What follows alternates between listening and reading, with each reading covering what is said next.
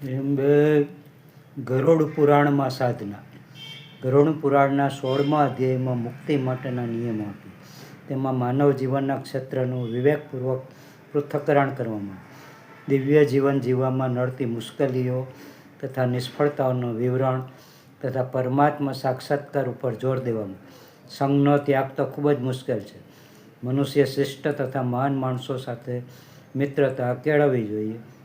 અજ્ઞાનવશ કેવળ કર્મકાંડ કરવાથી જ મુક્તિ નથી મળતી.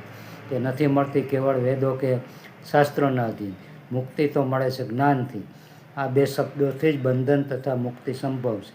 મમથી બંધન અને અમમથી મુક્તિ. મમત્વ જ બંધનનું કારણ છે. જે મારું કહે છે તે બંધનમાં છે. જે મારું નથી એમ કહે છે તે મુક્ત છે. મારું નથી તેના ઉપર આશ્રિત કર્મ બંધનમાં નથી નાખતું. અને તેવું જ્ઞાન મુક્તિનું કારણ બને છે. બીજા કર્મ તથા જ્ઞાન તો બંધન ને ક્લેશના કારણ બને છે.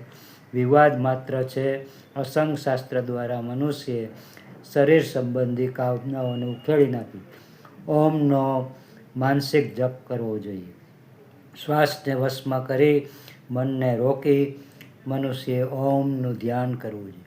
કામનાઓને વશમાં લાવીને સંગ્રહિત થઈને અભિમાન તથા મોહને દૂર કરીને અવિવેક ઉપર વિજય પ્રાપ્ત કરીને મનુષ્ય પરમાત્મામાં નિવાસ કરવો જોઈએ.